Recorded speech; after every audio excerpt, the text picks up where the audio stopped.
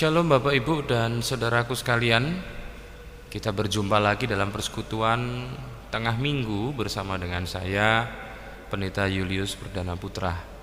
Kiranya Tuhan boleh memelihara hidup Bapak Ibu dan saudaraku sekalian, sehingga pada kesempatan saat ini dapat bersama-sama kita bersekutu untuk menghadap Tuhan dalam kondisi yang baik, di dalam kasih sayang keluarga tercinta. Nah, Bapak Ibu dan saudaraku sekalian, pada saat ini kita akan bersama-sama bergumul dalam persekutuan ini melalui firman Tuhan yang akan kita baca dari Yesaya 44 ayat 6 sampai 8 dalam tema andalan sepanjang zaman. Nah, Bapak Ibu dan saudaraku sekalian, sebelum kita membaca firman Tuhan dan bergumul atasnya, mari kita merenungkan kasih sayang Tuhan untuk kehidupan kita yang Ia telah nyatakan di dalam pengorbanannya di kayu salib. Mari kita bersama-sama akan menaikkan pujian Nun di bukit yang jauh.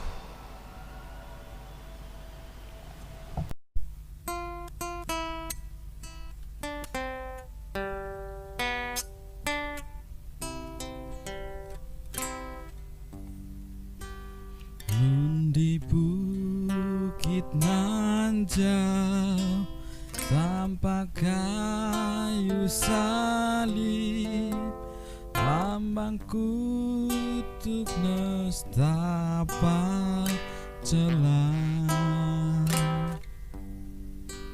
Salib itu tempat Tuhan Maha Kudus menebus umat manusia.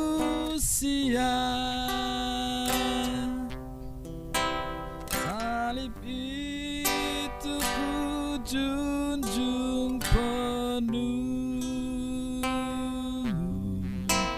hingga tiba saat ajalku. Salib itu kurangkul teguh dan mahkota kelak milikku.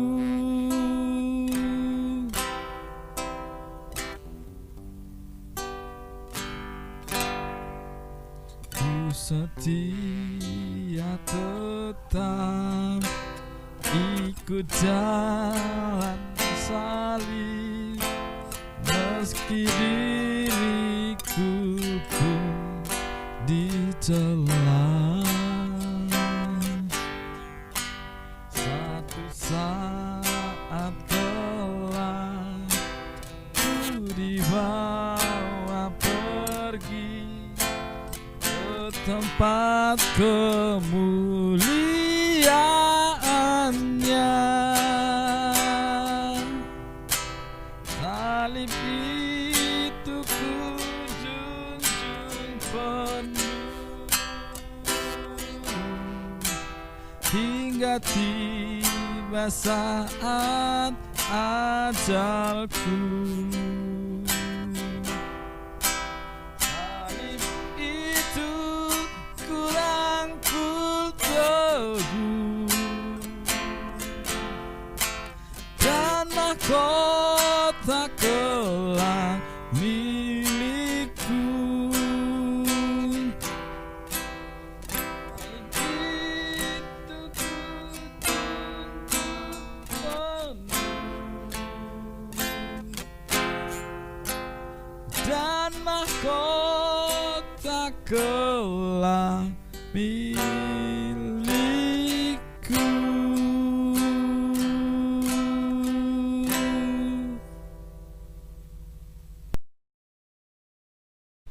Bapak Ibu, mari sekarang kita akan membaca firman Tuhan dan bergumul. Mari sebelumnya kita berdoa. Tuhan, kami akan membaca firman-Mu. Engkaulah yang sertai kami, ketika kami membaca dan ketika kami bergumul atasnya, sehingga hanya hikmat Tuhan, kuasa Tuhan ada bagi kami. Firman itu pun akhirnya menjadi bagian daripada diri kami dan dapat menuntun hidup kami menjadi lebih benar di dalam kasih sayang Tuhan saja. Terima kasih Tuhan Yesus, inilah doa kami. Amin. Mari Bapak Ibu dan saudaraku sekalian, kita membuka kitab Nabi Yesaya. Yesaya pasal yang ke-44 ayat 6 sampai 8. Yesaya 44 ayat 6 sampai 8. Beginilah firman Tuhan, Raja dan penebus Israel, Tuhan semesta alam. Akulah yang terdahulu, akulah yang terkemudian. Tidak ada Allah selain daripadaku. Siapakah seperti aku? Biarlah ia menyerukannya. Biarlah ia memberitahukannya dan membentangkannya kepadaku. Siapakah yang mengabarkan dari dahulu kala hal-hal yang akan datang, apa yang akan tiba? Biarlah mereka memberitahukannya kepada kami. Janganlah gentar, janganlah takut, sebab memang dari dahulu telah kukabarkan dan kuberitahukan hal itu kepadamu. Kamulah saksi-saksiku. Adakah Allah lain selain daripadaku? Tidak ada gunung batu yang lain, tidak kukenal. Ya Bapak Ibu dan saudaraku sekalian, firman Tuhan seperti yang saya sampaikan di awal akan dituntun dalam tema andalan sepanjang zaman. Nah Bapak Ibu dan saudaraku sekalian, andalan, apa itu andalan? Nah, saya mencoba mencarinya di Kamus Besar Bahasa Indonesia dan saya menemukan ada berbagai macam arti daripada kata andalan itu, Bapak Ibu dan saudaraku sekalian. Andalan itu bisa berarti tumpuan. Andalan bisa berarti sesuatu yang tetap. Andalan bisa berarti yang dapat dipercaya. Nah, Bapak Ibu dan saudaraku sekalian, siapa yang menjadi andalan kita di dalam kehidupan yang kita jalani? Nah, Bapak Ibu dan saudaraku sekalian, kalau pertanyaan itu ditujukan kepada kita, maka jawaban kita pasti klise. Artinya ya nggak jauh beda dari pertanyaan yang dijawab oleh orang-orang lain pun kepada orang percaya sebagai orang Kristen. Maka kita akan mengatakan, siapa andalan kita? Ya andalan kita gampang kok, jawabannya Tuhan. Tapi nyatanya Bapak Ibu dan saudaraku sekalian, walaupun seringkali kita berkata bahwa andalan kita adalah Tuhan dalam kehidupan ini, banyak orang tidak seperti itu. Mulut berkata andalan Tuhan, tetapi perbuatan, tindakan tidak seperti itu. Ada banyak orang mengatakan andalan saya hanya Tuhan, tetapi lebih banyak berkata tentang pribadi lain. Kenalannya seorang pejabat, oh saya punya kenalan seorang pejabat, dia adalah pejabat di sebuah tempat yang bisa bantu kita apa-apa saja. Nanti kalau kamu punya masalah ngomong sama saya akan telepon backingan saya itu, pokoknya semua beres. Besok lagi gimana? Apa kabarmu? Ada masalah? Tenang.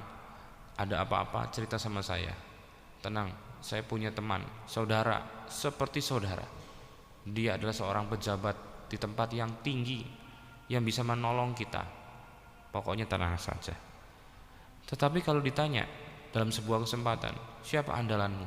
Tuhan. Tapi hari-hari yang dikatakan bukan Tuhan. Hari-hari yang dikatakan adalah manusia A, manusia B, dia yang merupakan kenalanku seorang pejabat dan lain-lain. Atau mungkin andalan kita di mulut katanya Tuhan, tetapi nyatanya harta benda kita, materi kita. Nah, saya seringkali mengilustrasikan bahwa betapa kita cinta akan harta benda kita. dalam sebuah ilustrasi seperti orang yang kebakaran. Bapak Ibu, kalau ada orang kebakaran, di dalam menyelamatkan diri, ia mampu. Lalu kemudian dia berteriak kepada saudara-saudaranya, orang-orang di sekelilingnya, tetangganya, tolong anak saya, tolong pasangan saya. Dan kemudian semuanya akhirnya anggota keluarga terselamatkan. Tetapi apa yang terjadi? Mereka saling berpelukan dan menangis.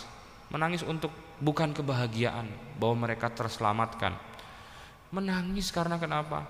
Di dalam ada uangku, buku tabungan, surat tanah, surat saham, emas, semuanya yang kita tabungkan semuanya lenyap. Tidak ada rasa syukur atas nyawanya, sebab yang lebih berharga adalah hartanya. Apa yang ditanyakan kepada orang seringkali dari mulut berkata A, dari hati keluar B. Nah, jadi Bapak Ibu dan saudaraku sekalian, ketika membicarakan tentang andalan, siapa andalan kita? Harta kita? Kenalan kita? Atau mungkin anak kita? Atau mungkin orang tua kita? Saya mau mengajak kepada kita memahami bahwa di dunia ini tidak ada andalan selain Tuhan yang kekal sepanjang zaman, tak tergantikan. Orang bisa berubah, keadaan bisa berubah, tetapi Tuhan tidak diubah oleh keadaan, dan pribadinya tidak pernah berubah, dia konstan. Makanya ada pujian mengatakan Tuhan Yesus tidak berubah, tidak berubah, tidak berubah. Karena itu mau mengatakan bahwa ketetapan Tuhan dari dulu sampai sekarang, kasih-Nya, kuasa-Nya ada, tidak pernah tergoyahkan, tidak pernah tergantikan. Nah, jadi Bapak Ibu dan saudaraku sekalian, saya mau ngajak kepada kita melalui pertemuan saat ini, ketika kita membicarakan tentang andalan sepanjang zaman, siapa? Tuhan. Nah, tetapi saya mau mengajak kepada kita juga rasional. Ketika kita berkata bahwa andalan kita Tuhan, maka menjadi bijaklah kita dan tidak ekstrim dan mengatakan kalau memang itu yang menjadi andalanku, maka aku tidak perlu membangun relasi dengan siapapun, tidak perlu punya kenalan, tidak perlu punya sahabat. Karena kenapa? Karena kalau kita punya kenalan, punya relasi sahabat, mungkin kita jadi tergantung. Atau mungkin yang berkata dengan ekstrim, kalau gitu tidak perlu kerja. Karena kenapa? Kalau kita kerja, kita dapat materi, kita dapat harta, kita mengumpulkannya dalam tabungan, dan kemudian kita mulai mencintai uang kita. Atau kita mengatakan bahwa kita tidak butuh keluarga karena nanti kita tergantung kepada keluarga. Saya tidak mengatakan bahwa kita tidak perlu materi, kita tidak perlu relasi, kita tidak perlu keluarga.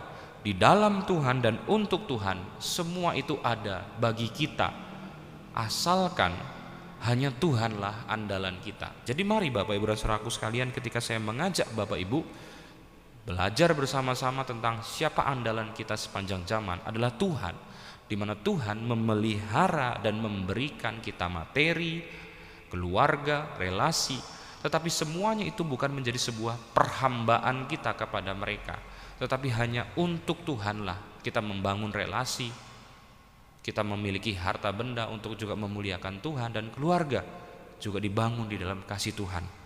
Nah, jadi Bapak Ibu dan saudaraku sekalian, mari kita mengandalkan Tuhan di dalam hidup ini. Nah, ketika kita belajar untuk menjadikan Tuhan sebagai andalan kehidupan kita, mari jadikan Dia yang terutama, dan hanya Dialah yang ada untuk kita. Karena kenapa Bapak Ibu dan saudaraku sekalian? Menjadikan Tuhan andalan juga mengandaikan bahwa ada sebuah perjanjian. Kita tidak menjadikan Tuhan sebagai andalan karena hanya kasih dan kuasanya. Sebab kalau kita hanya mempercayakan Dia sebagai andalan kita karena ketertarikan kita akan kasih-Nya dan kuasanya, maka Tuhan tidak lagi menjadi Tuhan. Tuhan hanya menjadi jin atau juga peliharaan kita yang memuaskan diri kita. Jadi Bapak Ibu dan saudaraku sekalian, andalan itu bukan seperti itu. Ya. Jadi andalan itu adalah ketika kita hidup bersama dengan Dia dalam sebuah relasi perjanjian yang kokoh, yang di dalamnya kita merasakan kasih Tuhan dan kuasanya. Jadi kita bukan mengikat sebuah relasi mengandalkan kepada Tuhan berdasarkan kepada kasih-Nya dan kuasanya, sehingga membuat kita hanya menjadikan Tuhan sebagai objek pemuas nafsu kita. Tetapi ada sebuah perjanjian yang adil, perjanjian yang kekal, perjanjian yang indah di dalam kita dengan Tuhan. Dan kalau di dalam bahasa Alkitab, maka relasi perjanjian itu antara Tuhan dengan kita itu diibaratkan seringkali sebagai sebuah pernikahan. Kitab Kidung Agung merupakan salah satu bentuk bagaimana penulis ingin menceritakan betapa mesranya relasi antara Tuhan dengan umat Tuhan. Dan oleh karena itu kita juga harus membangun kehidupan perjanjian yang demikian. Seperti relasi pernikahan, tidak pernah ada yang menjadi dua dalam pernikahan. Mereka menjadi satu untuk saling menaruhkan harapan satu dengan yang lain. Nah, penggambaran tentang Allah dan juga umat Allah sebagai sebuah relasi suami istri juga dipakai oleh Paulus dalam tulisan-tulisannya, menggembalakan jemaat, bahwa jemaat juga harus hidup seperti seorang istri dan menjadikan Tuhan Yesus sebagai seorang suami. Nah, oleh karena itu Bapak Ibu dan Saudaraku sekalian, relasi antara kita dengan Tuhan adalah relasi yang begitu intim seperti suami dan istri. Dan di dalam hal itulah kita mengandalkan Dia. Dia yang akan menolong aku. Tidak ada serep, tidak ada cadangan. Dan kita mengatakan Dia adalah pasanganku, tetapi aku kalau butuh yang lain yang Dia tidak bisa, maka aku akan mengambil bantuan dari istri tetangga, suami tetangga. Sebab yang penting adalah aku tetap menjadi pasangannya. Dia tetap menjadi pasanganku, yang lain juga bisa menjadi serepnya, cadangannya. Tidak ada. Andalan berarti hanya ada Tuhan dan Dia seorang untuk kita. Nah, tetapi Bapak Ibu dan Saudaraku sekalian, di dalam relasi perjanjian, Tuhan merupakan pihak yang seringkali dikhianati. Dia tidak lagi menjadi andalan di mana kita menaruh kasih kita, di mana kita menaruh keintiman kita kepadanya. Seringkali kita menjadi orang yang serong pada kuasa yang lain selain Tuhan, dan seraya berpikir, ya ada Tuhan, tetapi juga ada kuasa lain selain Tuhan yang perlu saya juga jadikan andalan. Asalkan saya tetap ada pada Tuhan, pergi ke gereja, memberikan persembahan, tetapi juga saya mengandalkan kuasa lain pada hari-hari yang lain, maka itu sesuatu yang lumrah sajalah. Saya katakan itu sesuatu yang busuk, Bapak Ibu dan Saudaraku sekalian. Seperti sebuah pernikahan di mana kita punya pasangan, tetapi kita juga punya simpanan pasangan lain. Apakah itu bukan merupakan sebuah kebusukan hati? Nah, jadi Bapak Ibu dan Saudaraku sekalian, ketika kita mengatakan bahwa kita mengandalkan Tuhan, maka kita betul-betul menjadikan Dia sebagai prioritas dan hanya satu-satunya untuk menolong kehidupan kita. Yang lain itu merupakan bagian daripada pertolongan Tuhan. Dan jangan kita menaruhkan cinta kita kepada yang merupakan alat Tuhan menolong kita. Nah, jadi Bapak Ibu dan Saudaraku sekalian, kita mau katakan bahwa hanya Tuhan. Kita punya relasi, kita punya materi, kita punya keluarga yang tolong kita dalam perjalanan hidup kita. Tetapi semua itu adalah cuman alat yang Tuhan berikan. Jangan sampai kita serong, jangan sampai kita menduakan Tuhan. Hanya Tuhan andalan. Andalan itu namanya cuma satu-satunya, Bapak Ibu. Nah, di dalam perjalanan kehidupan orang percaya, kalau kita membaca bagian firman Tuhan kita mendapatkan bahwa nyatanya orang yang seringkali mengklaim bahwa mengandalkan Tuhan serong. Orang Israel serong kepada Baal, melakukan penyembahan kepada Baal. Nabi-nabi Tuhan mengingatkan sekali tentang hal itu. Musa contohnya, ketika ia naik ke gunung untuk menerima loh batu perintah Tuhan, dan di dalam ia menerima loh batu perintah Tuhan, Tuhan berkata, lihat di bawah orang-orang yang merupakan umatmu itu telah melakukan penyembahan berhala. Lembu emas telah dibuat. Dan apa yang dikatakan oleh Tuhan di atas gunung ternyata dilihat dengan mata kepala sendiri oleh Musa, sehingga dua loh batu yang baru saja diterima di atas gunung dilemparkan sampai pecah, sampai hancur di depan orang Israel. Karena kenapa? Musa sangat geram, sangat marah. Di atas ia sedang menerima perintah Tuhan yang telah menuntun mereka keluar dari Mesir. Di bawah orang yang telah dibantu dan dipelihara dan dikasihi Tuhan malah mendua kepada patung lembu emas. Nah, bukan hanya Musa, pengganti Musa, Yosua bin Nun juga menghadapi bahwa orang-orang Israel seringkali serong hatinya, sehingga ketika ia akan di penghujung kehidupannya, di akhir dia ketika sebelum mati, ia berkata kepada orang-orang Israel, tetapkanlah pada hari ini kepada siapa engkau akan beribadah, apakah kepada Allah nenek moyangmu yang engkau sembah di Mesir, di tanah perjalanan kita, atau kepada Allah, yaitu Tuhan Yahweh Israel yang telah menolong kita. Aku dan seluruh keluargaku memilih untuk beribadah kepada Yahweh, Tuhan yang hidup itu. Nah, itu menandakan Bapak Ibu dan saudaraku sekalian bahwa orang percaya seringkali cuma di mulut aja ngomongnya Tuhan, tapi nyatanya seringkali serong.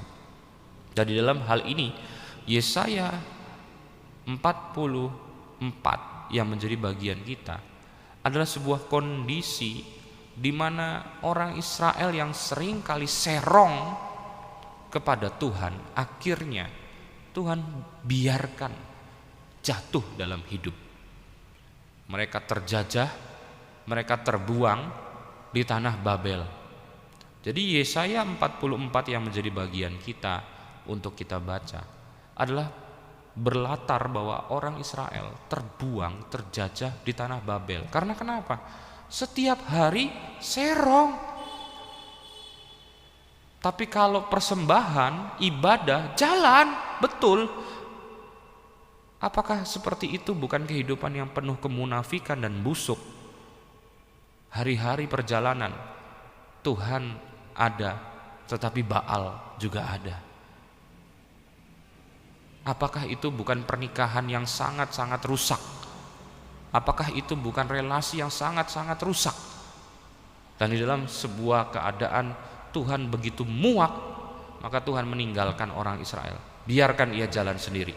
Coba lihat bagaimana mereka dapat bertahan dalam kondisi tanpa aku, tanpa Tuhan. Dan akhirnya orang Israel kalah. Dikalahkan oleh kerajaan Babilonia, terbuang di kerajaan Babel, menjadi budak di sana. Di dalam segala keadaan seperti itulah mereka ada dan menjadi konteks daripada Yesaya 44. Nah, bodohnya, saya mau katakan bodohnya nih. Bodohnya ketika orang-orang itu telah jatuh karena ditinggalkan Tuhan, mereka terdistorsi, dirusak pikirannya oleh perkataan orang-orang Babel, tetangga-tetangga mereka yang ada di seputaran mereka di tanah Babel, yang mengatakan bahwa Tuhan Yahweh Allah Israel adalah Tuhan yang kalah dengan Allah Babel. Buktinya kamu terjajah. Kalau memang dia punya kuasa, coba kenapa kamu terjajah? Lalu bodohnya mereka ngomong, iya ya, benar juga. Kami sampai menderita terjajah di sini. Ya memang Tuhan Allah Israel Yahweh itu tidak dapat diandalkan. Makanya dulu juga saya seringkali serong sama dia. Sudah busuk, bodoh, sulit lagi hidupnya. Apa itu bukan sebuah hal yang sangat menyedihkan? Nah, di dalam keadaan yang sangat menyedihkan itulah kita mendapatkan Yesaya 44 ini. Tuhan berkata tentang bahwa Dia bukan Allah yang kalah dan bahwa Dia bukan Allah yang lalai meninggalkan kita. Di dalam segala kesulitan itu Tuhan berkata, kalau kita membaca Yesaya 44 bagian yang pertama, di sana dikatakan, tetapi sekarang dengarlah hai Yakub hambaku dan hai Israel yang telah kupilih, beginilah firman Tuhan yang menjadikan engkau, membentuk engkau dari kandungan, menolong engkau. Jangan takut hambaku Yakub dan hai Yesurun yang telah kupilih. Ini mau mengatakan bahwa jangan berkata seperti itu, kamu tersesat, ditipu oleh si jahat, bahwa aku kalah. Coba refleksi kepada hidupmu. Siapa yang mengeluarkan engkau dari kandungan? Siapa yang memelihara sehingga engkau tumbuh dengan sehat di dalam kandungan ibumu? Siapa yang membuat engkau dapat berdiri di atas kakimu? Siapa yang membuat engkau menjadi seorang remaja, pemuda yang gagah perkasa? Siapa yang memelihara engkau selama ini? Bukankah Tuhan? Dan ketika Tuhan memelihara engkau dengan luar biasa, apa yang engkau lakukan? Engkau menduakan aku. Dan ketika engkau menduakan aku membiarkan engkau jatuh. Dan apakah yang engkau katakan? Engkau tidak berbalik dan sadar, tetapi malah engkau seakan-akan mengatakan bahwa aku tidak ada buatmu.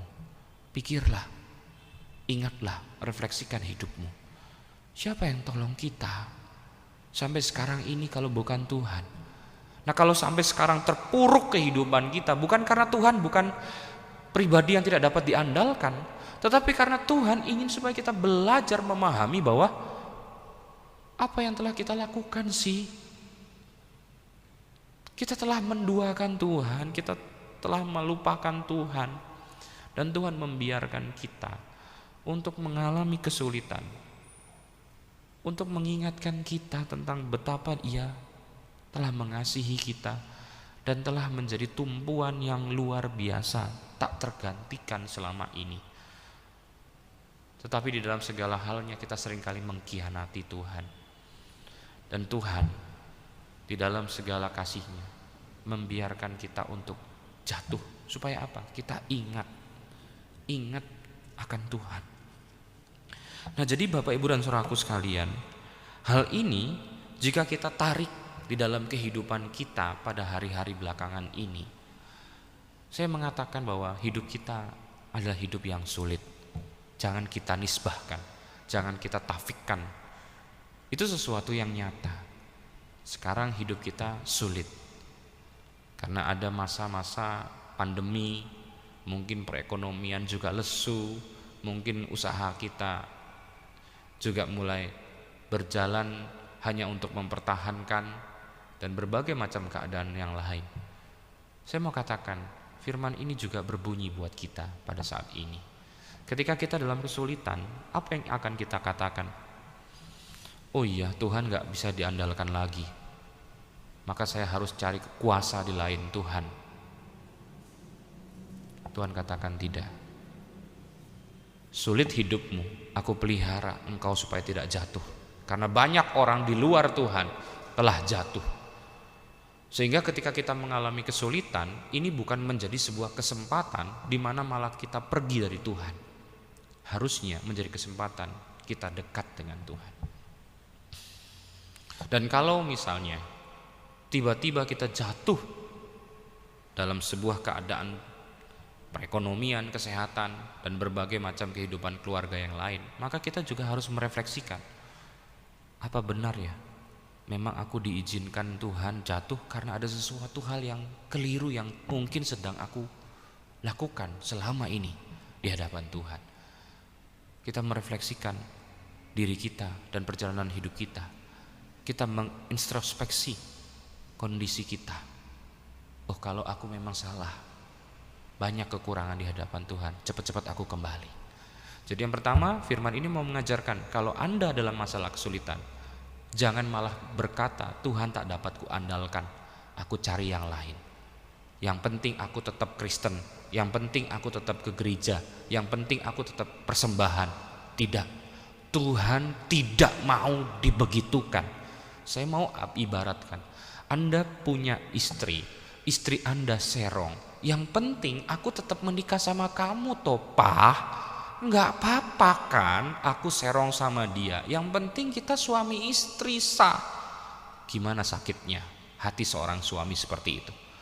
Jadi ketika kita jatuh kondisi sulit, jangan lari kepada yang lain, tetaplah bersama Tuhan. Dia pegang hidup kita.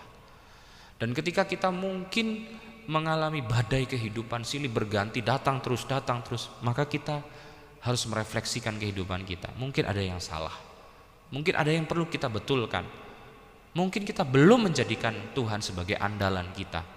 Kita kembali kepada Tuhan. Nah, dengan demikian firman ini betul-betul mengajarkan kepada kita bahwa Tuhan ingin supaya kita terus ada buat Dia, dan kita juga menyadari bahwa Dia selalu ada buat kita.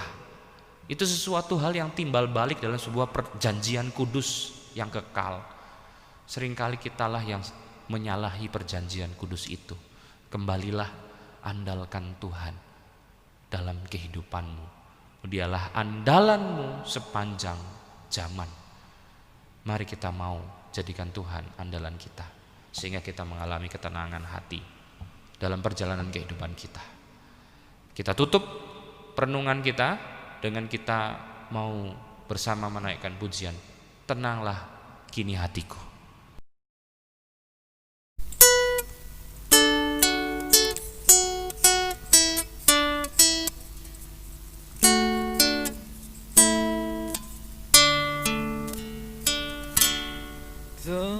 Tenanglah kini hatiku, Tuhan memimpin langkahku di tiap saat dan tetap ku rasa tangannya. Tuhanlah yang membimbingku, tanganku dipegang teguh.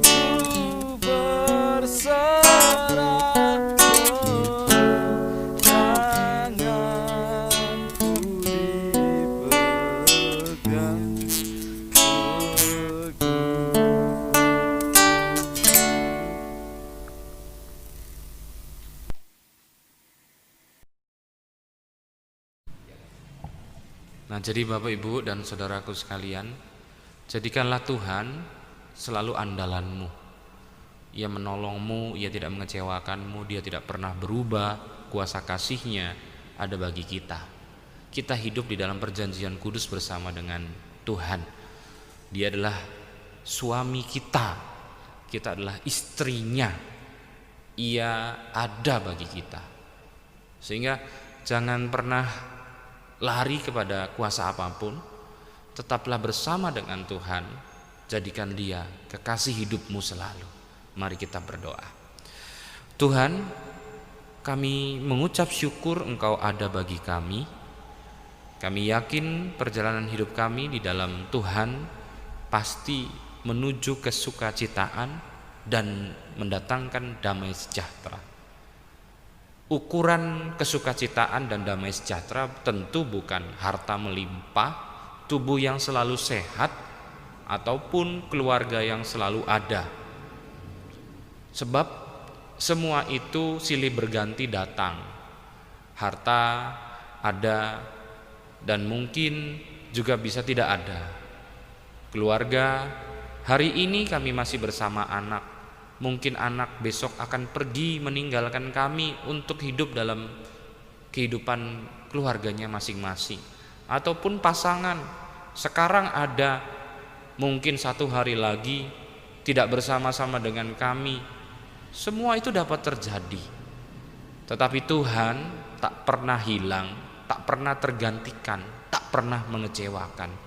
Maka biarlah kami hidup hanya mengandalkan Tuhan dalam diri kami, maka memiliki kedamaian dan sukacita yang tak dapat diungkapkan. Sebab Tuhan berkata, damai sejahteraku kuberikan kepadamu. Damai sejahteraku yang tiada pernah sama dengan isi dunia ini kuberikan kepadamu. Dan itu sesuatu yang iya dan amin.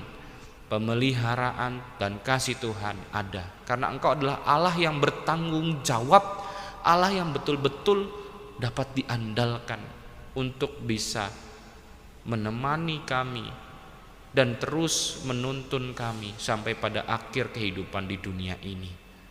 Tuhan, kami bersyukur memiliki Engkau.